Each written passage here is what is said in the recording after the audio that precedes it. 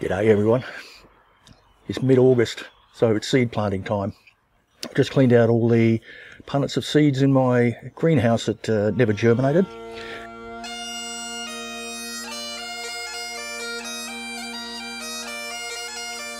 And I've given them a quick wash, so they're reasonably clean. I don't worry too much about disease because they never germinated, taking the soil out. I don't think it's a disease issue.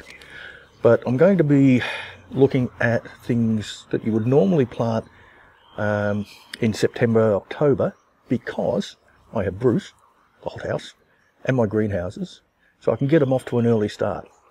Now, first thing with seeds is, how do we keep them? Because you really want to keep a lot of seeds floating around, different varieties, that sort of thing. And I have a bit of a weakness for seeds. So my first attempt was just keeping them all in a box. Didn't work. They got damp, mice got them, that sort of thing. Then I tried these. These are actually photo holders.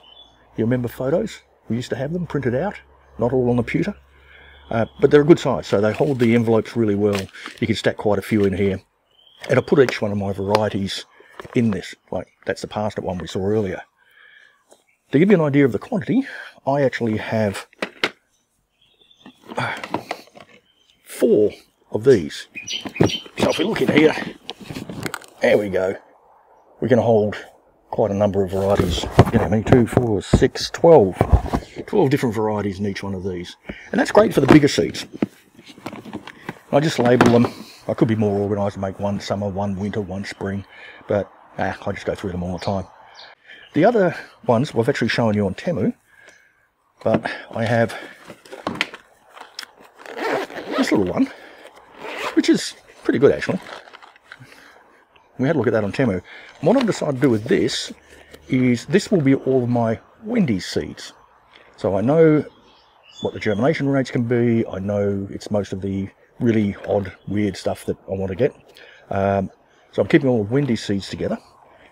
And they also come in small numbers. So, oops, that's not Wendy's. If you look at the beetroot, there's not a huge number in each packet. There's 2 or 3 packets in there. And so having a small container for those is great.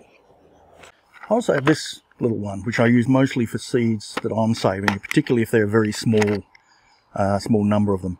So I've got here, for instance, Mary Washington asparagus seeds. Don't want too many of them. Some persimmon seeds, etc. So I think one of the key things to do if you're going to start growing from seed, which I really, really strongly recommend, is invest in some good holders to keep them. My recommendation is to use these. Get them from Kmart or some of the other department stores. Good size, 12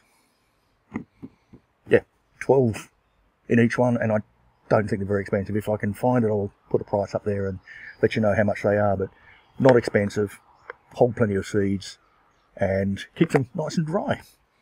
So this is how I store my seeds. How do I pick them, and how do I find out which ones I want to plant when? That's the next chapter. Let's have a look. What can we grow from seed? In case you're interested, nobody really knows how many varieties of vegetables are out there. Some say 20,000 thereabouts, but it's a lot. What can we grow in our garden? Well, it depends where you are, but probably most of those. It's a question of whether you can get the seed or not. And I'll go into a little bit about where to get seed from and how to choose them, particularly for those of us in Australia and Western Australia in particular with our really, really strict quarantine laws. And I've done a couple of videos on that with Wendy's and some others. So I use this seed guide that I got from Green Life Soil.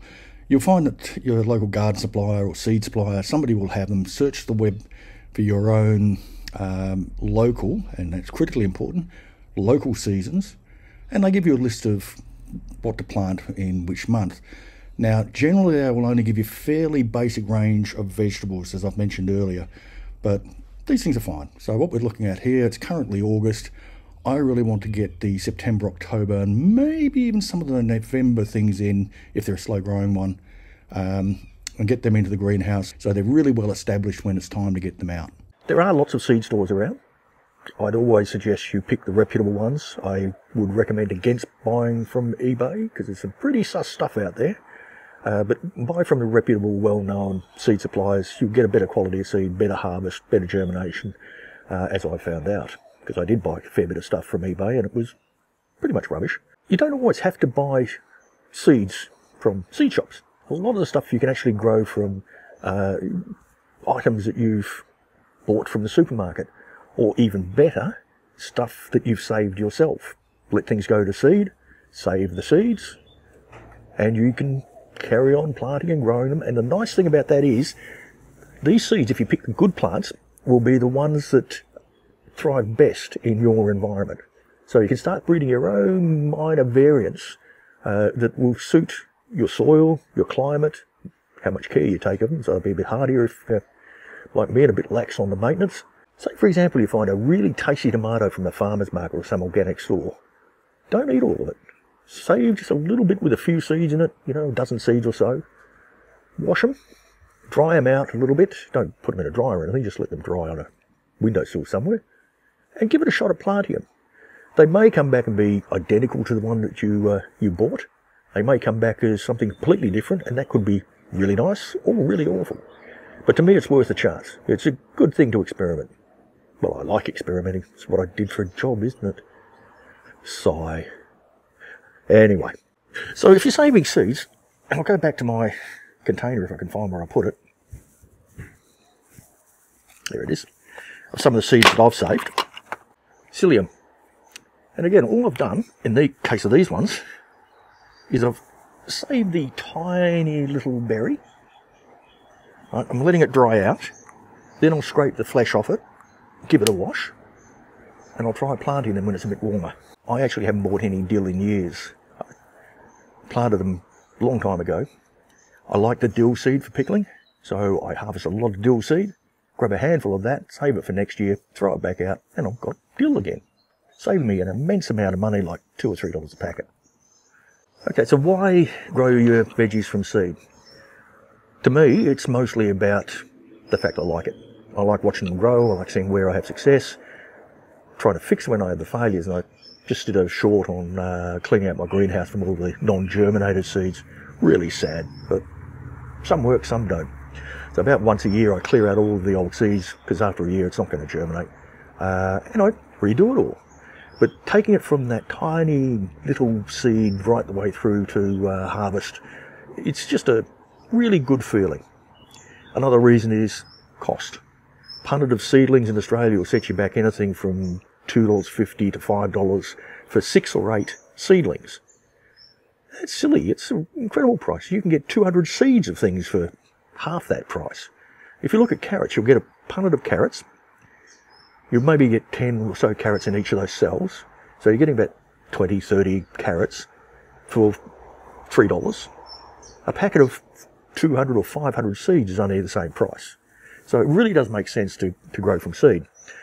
And there are the other issues that some things don't take well to growing in punnets and then planting out. Things like parsnips and carrots don't like being transplanted. Peas don't like being transplanted. So they're better off planted directly in the ground, or at worst case, these paper, mache, cardboard type punnets that you can plant complete. You won't always succeed. But then again, it's life. We don't always succeed in everything in life. Main problems are germination. But you can overcome most of this by planting at the right time. If you don't have greenhouses and hothouses and those sort of things, just plant when the weather suits that particular type of vegetable. Other problems are you can get a fungal disease on the seeds as they sprout, and that just kills it off at the base and it wilts and dies. They do take constant care, so you need to make sure that they remain moist at all times. If you let them dry out, they will die very quickly, and that's the end of them. There's also the issue of transplanting. They get transplant shock. Normally you can overcome that either by being very, very careful and gentle, or picking the right seeds to put in punnets, or, as I said, try using these self-destruction type punnet things. But as I said, they don't last very long. So once you start watering them, you better hope things sprout. So pick the right sort of seed for those. Once you get them in the ground, it's sort of out of scope of this video, but you just go on the normal treatment. Fertilise them every now and again if it's the right sort of thing, like leafy greens need a fair bit of nitrogen, so top them up with nitrogen. But we'll go into that another day. We've got to pick our seeds. Now, I use my favourite tool for this, and it's probably something fairly uncommon for a gardener. a computer. If you have a computer, great, and it is the best way to find out what to plant when. I'm going to do a little bit of a short on different gardening programs and what I think of them if I can get a hold of them, if they're free, because I'm not going to pay for them because I haven't got that sort of money to throw around on things that don't work. Says he who buys lots of stuff from Temu. Maybe I should just go out and buy some of them. But I'll give you my opinion of some of them, and the ones I do use. The ones I do use are Gardenate, and I'll link to that down the bottom. And that tells me what I should be planting at this particular time of the year in my particular location. And that's really handy. But it's only very basic. It doesn't give me the odd, weird type veggies that I tend to like to grow. So they take a bit of hunting down. Normally when you buy the seeds, they will give you good information on the back of the seed packet. So if we grab one out from here, and this is a Digger's Purple Top Organic Turnip. And it tells us here, sow direct, summer, autumn, harvest in 8 weeks, what position it needs, water, sun, spacing, and all the rest. So a good seed supplier will give you all of that information. But the problem is, it's sitting in there. The info's in there. You can't just sort of glance. You've got to go through and open up every box, look where it is. So you could create a spreadsheet or a paper diary, something to make a note of when you planted things and the success you had. And that really does help. I've been using these videos to remind me what happened. The other thing we really have to be very conscious of is what do we plant the seeds in. Now, from what I've read, and I am no horticulturalist, you've probably noticed by the stupid things that I do, I have read that you shouldn't have a nutrient-rich mixture for the germination stage. That can cause them to become leggy, leafy, and all wrong. So I always, and I lost it again, I always use the Osmocote seed raising mix, and it is specifically for raising seeds and cuttings. It's a low nutrient mix, does have a bit of fertilizer in it, but not a huge amount. And I use that to the germination stage, and then I start fertilizing. Mostly non-nitrogen or low nitrogen fertilizers, because I don't want that leggy growth. And that's something I'll mention as well. So the correct mixture for germinating seeds is also really important. And what you want is something that's very fine, no big lumps in it. It's well aerated, well draining, so you don't want the seeds to soak in water or they'll just go mouldy and rot. But it also has to retain the water reasonably well. A lot of the seed raising mix adds perlite or other material to sort of spread it out and help it be more aerated. But I don't particularly see much point in that. It doesn't break down, it just sort of sits there. But the Osmocote generally is pretty good. There's lots of others around. Trial and error. Find what's good in your local area. Make sure there's no big lumpy bits in it, that's nicely aerated. There's not too much coconut fibre in there, which makes it very stringy and hard to break up. And just choose one that's right for you. But as I said, some basics. Very fine, no big lumps, not too much core or coconut, and good water retention, but still well draining. Okay, so we've got all our bits and pieces sorted out that we're going to plant. What do we plant them into? That again is a really good point, because there's lots of things you can do. I use seed trays that I just washed and just sprayed water all over myself. Actually, that one I didn't wash. You can get them in lots of different sizes. These larger ones with 6 cells, very small ones with 8 cells. That's great for veggies, but fruit's a little bit different because you need to leave it in there longer to become more established. So I use individual small pots. These ones I got from Temu are smaller than I thought. I tend to like to get something a bit deeper and allow the plant to get its taproot down and grow to a reasonable size. But something like that for fruit's pretty good too. Now we'll have a look at how to plant them. Planting seeds is not hard. There's a general rule of thumb that you plant them twice as deep as the diameter of the seed. Let's have a look at a few. If we've got something like a nebula, bunching onion seed, it's about 1 millimetre in diameter, so we really want to just cover it with maybe 2 millimetres or so of soil. Now if we have something like a carrot seed, they are really tiny. You can see how small they are. Those I just press into the surface and give a little sprinkle of some mix over the top. But carrots, generally put them direct in the garden, unless you just let them germinate or use those biodegradable pots. If we look at our peas, they're about a 3mm, 4mm diameter, so you want to put them round about a centimetre deep, and they will then grow up, sprout up. Plenty of nutrients for them in the seed itself, so they can actually grow. Handling small seeds can be a bit difficult, so you can buy small seed devices to sprinkle small seeds out, and I'll do some carrots in that, but I'm not going to plant them in punnets because I don't like planting carrots in punnets. So this just pulls apart. I assume we pour them in there. I've never used this before, by the way. So we'll pour them into there. There we are. Push our cap back on. And now, I'm not sure how we're going to film this, but we'll try. When we push the button, we should get many seeds out. If we're quick, we can just drop a couple of seeds out. Is this worth it? Nah. I would just get them, sprinkle them like that between your thumb and forefinger. Thin them out if you want to when they're bigger, or as I prefer to do, don't thin them out too early. Let them grow a little bit and harvest some baby carrots. Then they've got room for bigger carrots to grow. And you just harvest them as you need them, rather than thinning out. Alright, and one last little thing we'll do is I'll just plant a couple of normal seeds that I would plant in punnets, just so you can see the type of potting mix we use, or seed raising mix we use.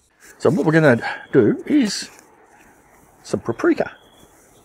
Hopefully last time I ever buy paprika seeds, because these are a really good one to save the seeds and use again next year.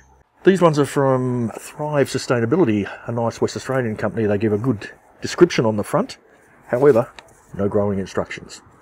So again, this is a sort of thing where we need to either keep a record, or we look them up, or we take our best guess.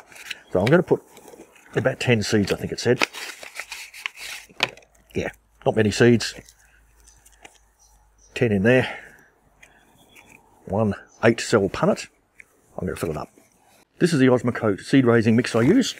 I'm going to pop it over here, and I'll try and zoom in so we can see that a bit better. Okay, so I've just filled the punnet up to the top, leveled it off. And we just have to make a little indentation for the seeds to sit. If you remember, we're saying we want them about twice as deep as the diameter. These are flat seeds, so do we go by the thickness or the maximum diameter? I don't know. We'll go in between. And what I actually do is I get another tray that's the same, I put it on top, and I give it a little squeeze. Just a gentle squeeze. And that serves two things. Number one, it gets rid of most of the air pockets that are sitting in that mix, so firm it down a little bit without compressing it, and it gives me a spot to drop the seeds in. Alright, and we're just going to drop one in each.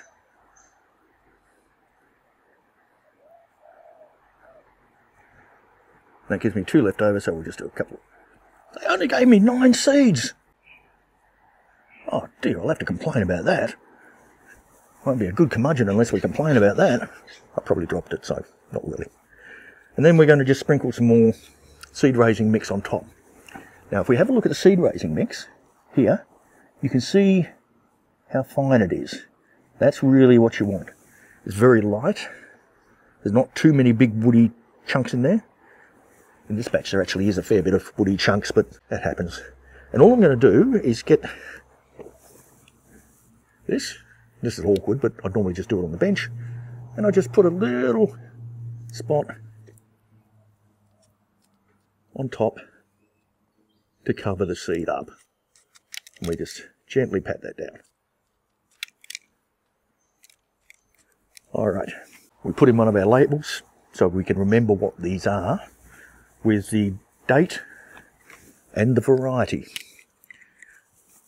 And this one is ready to go to Bruce, sit on the heat mat, hopefully germinate.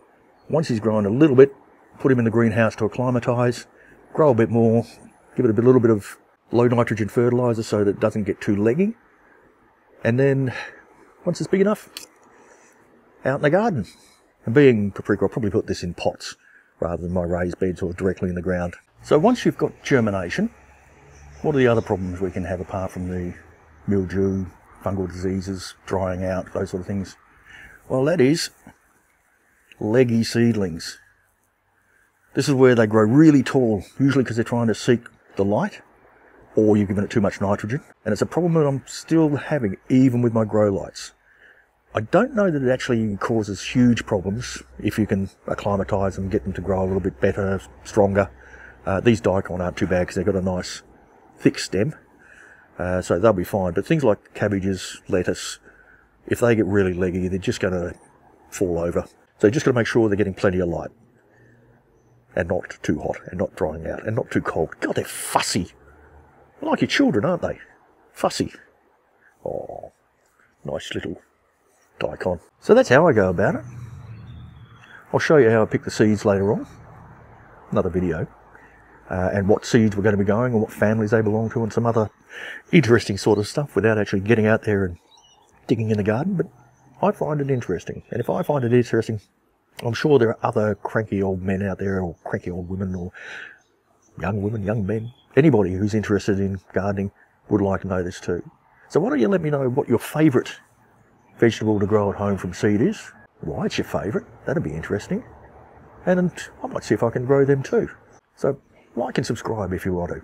It'd be really nice to get some comments in there, start a bit of a conversation about what we're growing. And it makes me feel good. I like being subscribed to. Alright, enjoy life. Catch you in the garden.